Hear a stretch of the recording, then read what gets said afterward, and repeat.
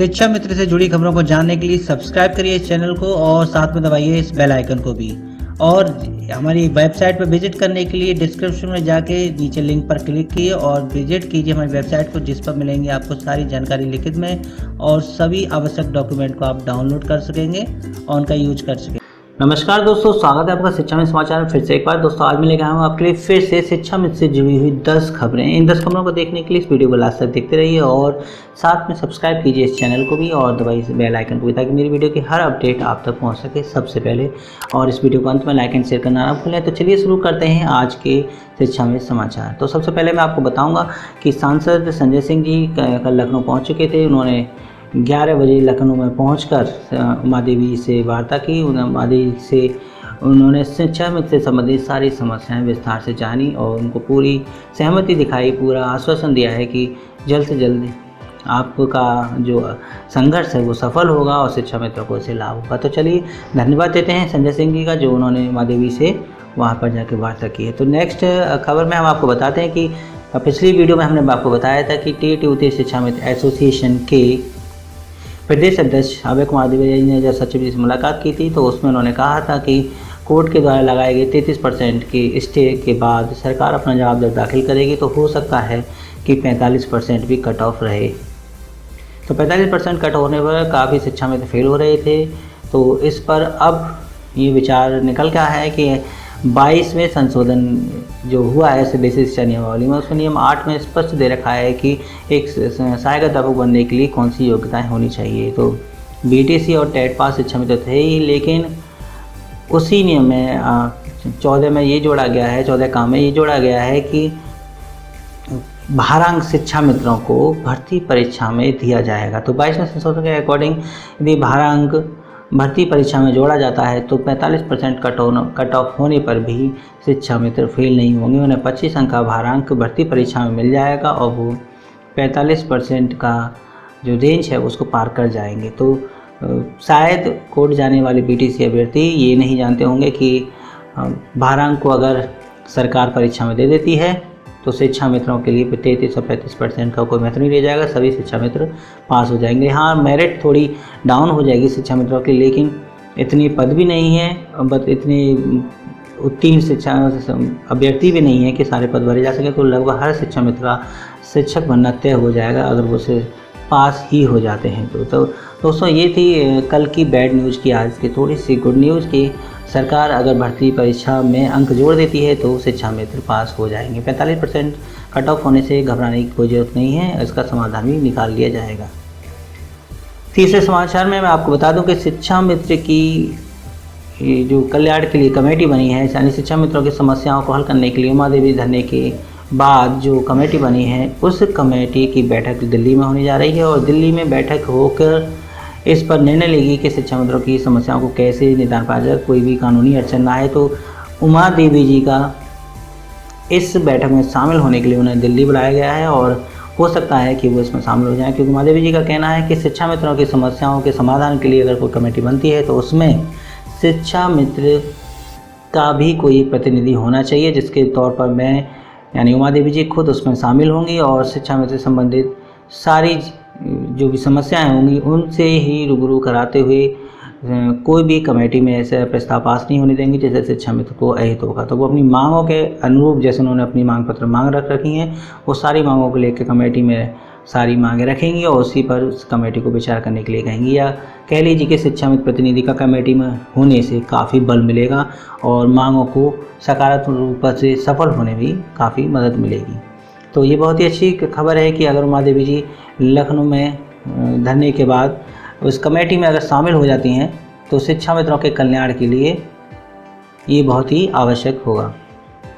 तो चलिए अच्छी न्यूज़ तो थी। और नेक्स्ट हम आपको बता दें फिर से एक बार, अभय कुमार सिंह देवरिया से हैं, उन्होंने एक वकील एस चंद्र जी से वार्ता की है, कट ऑफ को लेकर ही वार्ता की है और वकील साहब ने ये कहा है कि 33% वाले शासनादेश पर स्टे जरूर मिल गया है, लेकिन अगर अब इस पर विचार विमर्श किया जाए तो 33% वाला शासनादेश हाई कोर्ट की डबल बेंच के आदेश के बाद ही दिया गया था। 21 मई को जब ये आदेश दिया गया तो हाई कोर्ट के डबल बेंच के आदेश के बाद ये आदेश दिया गया है। तो सिंगल बेंच डबल बेंच के दिए गए आदेश के अनुसार जो शासनादेश दिया गया उस पर स्टे नहीं लगा सकती है। तो लेकिन उनका ये भी कहना है कि शिक्षा मित्र अगर इसमें रेट दाखिल करते हैं तो उनको कोई लाभ नहीं मिलेगा, केवल और केवल सरकार ही इसका जवाब दे सकती है। तो सरकार से मजबूत पैरवी के लिए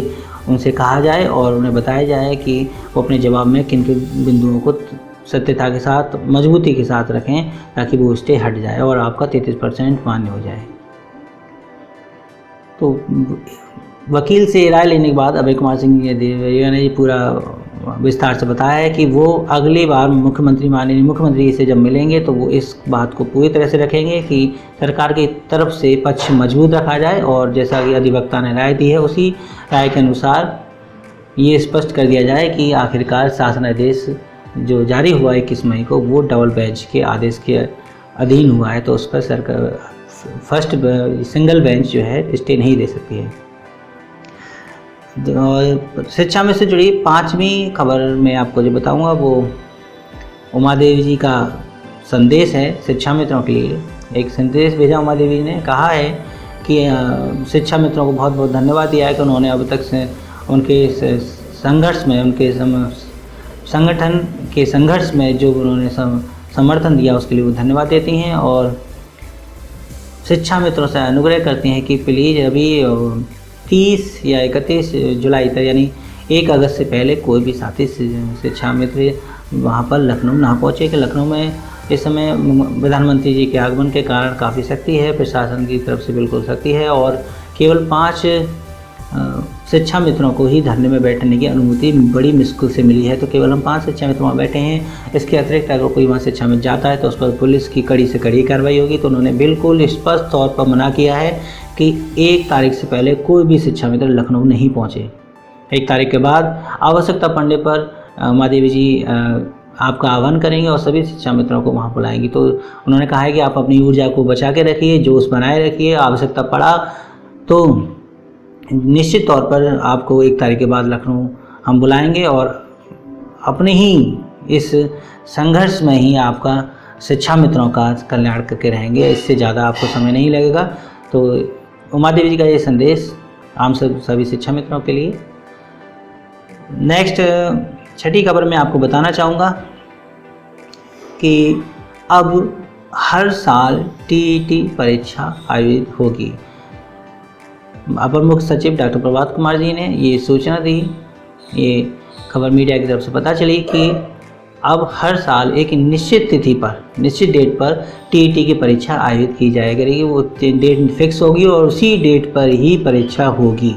चाहे कुछ भी हो जाए, एक डेट फिक्स हो जाएंगी, उसी डेट पर परीक्षा होगी और साल में एक बार शिक्षक भर्ती परीक्षा भी होगी। यानी टीईटी के बाद एक शिक्षक भर्ती परीक्षा भी होगी और मार्च में यानी कि जब साल का एंड होता है, कई प्रधानाध्यापक रिटायर होते हैं, काफ़ी पद रिक्त होते हैं, तो उन रिक्त पदों के सापेक्ष भर्तियां भी हर साल होंगी। लेकिन ऐसा कहना देखो कितना मुश्किल है कि हम कहें कि हर साल अध्यापक की भर्तियां निकलें, जितने पद रिक्त होते हैं उतने पद के सापेक्ष भर्तियां निकलेंगी, ये कहना है डॉक्टर सचिव कुमार जी का। तो देखते हैं हर साल टीईटी की परीक्षा जब उसी डेट पर होगी तो कितनी तैयारी के साथ शिक्षा मित्र उसमें उत्तीर्ण होते हैं। अगली खबर में आपको बताना चाहूँगा कि गाजी इमाम आलाजी ने भी एक संदेश शिक्षा मित्रों को भेजा है, विशेषकर अपने पदाधिकारियों को भेजा है। उनका कहना है कि वैसे तो हम नहीं चाहते थे कि मूल विद्यालय वापसी का आदेश हो, क्योंकि उनका कहना था कि जब तक संविधान पीठ से शिक्षा मित्रों का न्याय नहीं हो जाता तब तक शिक्षा मित्रों को उसी वर्तमान विद्यालय में रहना चाहिए था। क्यूरेटिव के बाद और संविधान पीठ के बाद ही शिक्षा मित्रों को अपने मूल विद्यालय वापस लौटना चाहिए था अगर समस्या समाधान नहीं होता तो। लेकिन लगातार शिक्षा मित्रों के ट्वीट से, लगातार अदर संगठन की मांग पत्र में ये मांग रखने से सरकार ने जब इस मांग को मान लिया है तो उन्होंने अपने पदाधिकारियों को सख्त निर्देश दिए हैं कि वो हर जिले में बीएसए महोदय से बात करें और किसी भी प्रकार से किसी भी शिक्षा मित्र का अहित नहीं होना चाहिए। अगर शिक्षा मित्र अपने वर्तमान विद्यालय में रहना चाहता है तो उसे रहने दीजिए और उससे फॉर्म नहीं भरवाया जाएगा। ये उन्होंने सख्त निर्देश दिए हैं कि आप सभी पदाधिकारी ये देख लेंगे किसी भी शिक्षा में से ज़बरदस्ती फॉर्म तो नहीं भरवाया जा रहा। तो ये संदेश है गाजी मामाले जी का अपने प्रदेश पदाधिकारियों के लिए। इसके बाद मैं 8वें समाचार में आपको बताऊंगा कि जितेंद्र शाही जी ने भी एक संदेश शिक्षा मित्रों के लिए भेजा है। इस संदेश में उन्होंने पहले ये बताया कि उन्होंने अपने उच्चतम न्यायालय यानी सुप्रीम कोर्ट के वरिष्ठतम अधिवक्ता PN मिश्रा जी से पुनः वार्ता की है, क्योंकि क्यूरेटिव दाखिल कर चुके हैं त्रिभुवन जी, और क्यूरेटिव दाखिल करने के बाद संविधान पीठ से कितनी राहत मिल सकती है शिक्षा मित्रों के संबंध में उन्होंने पूरी तरह से चर्चा की। तो उन्होंने बताया कि अब शिक्षा मित्रों को सुप्रीम कोर्ट से राहत मिलना मुश्किल है, क्योंकि रिव्यू खारिज हो चुकी है। रिव्यू अगर आप नहीं डालते, हमने कई बार मना किया था कि आप रिव्यू नहीं डालना, क्योंकि जिस जजों की पीठ ने आपका निर्णय लिया था उसमें अगर आप रिव्यू डालेंगे तो मुश्किल ही है कि आपकी सुनवाई हो सके और आपको न्याय मिल सके। तो अब जब आदर्श कुमार गोयल जी एक वरिष्ठ जो जज हैं वो अगर उसमें निकल जाते हैं तो टीम अगर जज की टूट जाती है तो उसके बाद अगर रिव्यू पड़ती तो काफ़ी आपको लाभ मिल जाता। लेकिन रिव्यू खारिज हो चुकी है तो अब कोई समाधान सुप्रीम कोर्ट से बचा नहीं है, आपको सुप्रीम कोर्ट से कुछ भी हल नहीं निकलेगा। लेकिन PN मिश्रा जी ने ये ज़रूर कहा है कि आपकी याचिका जो हाई कोर्ट में पड़ी हुई है 10 अगस्त के नोटिफिकेशन की, 10 अगस्त के संसद में किए गए कानून में बदलाव की, RTI कानून में किए गए बदलाव की, तो उससे आपको ज़रूर कुछ ना कुछ लाभ मिलेगा। लेकिन उसकी सुनवाई होना ज़रूरी है। उस पर हाई कोर्ट चुप्पी साधे बैठे हुए है, उसने अभी तक कोई भी इसका निर्णय नहीं दिया है। अगर उस पर कोई निर्णय आता है तो निश्चित तौर पर सुप्रीम कोर्ट से आपको राहत मिल जाएगी।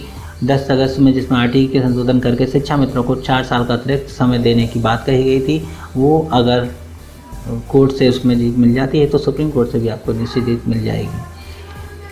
तो ये जितेंद्र शाही ने उनसे वार्ता की है और शिक्षा में से संबंधित सभी समस्याओं पर उन्होंने निर्णय लिया है और कहा है कि मूल्य विद्यालय वापसी में कोई बात नहीं है, आप अपनी स्वेच्छा से अपने विद्यालय चुनिए। चलिए मुख्य शिक्षा में समाचार में नवे जो समाचार हैं मैं आपको बता दूं कि सिबली नेशनल कॉलेज आजमगढ़ से छात्रों ने भी शिक्षा मित्रों का समर्थन दे दिया है। छात्र संगठन है, छात्र नेता हैं सिबली नेशनल कॉलेज के, उन्होंने भी शिक्षा मित्रों को समर्थन दिया। उनका कहना है कि ये सरकार बहुत ही गलत कर रही है। एक तो बेरोजगारों को रोज़गार दे ही नहीं रही है, साथ के साथ जिन पर रोज़गार था उनसे भी रोज़गार छीन रही है, उनको भी रोज़गार नहीं दे रही है। तो सरकार की इन नीतियों के वो विरुद्ध हैं, वो खिलाफ़ हैं और वो शिक्षा मित्रों के समर्थन में अपनी आवाज़ उठा रहे हैं, उनका समर्थन दे रहे हैं। तो बहुत बहुत धन्यवाद इस शिक्षा मित्र नेशनल कॉलेज आजमगढ़ की संगठन टीम का, जिन्होंने शिक्षा मित्र के साथ उन्हें अपनी आवाज़ उठाई।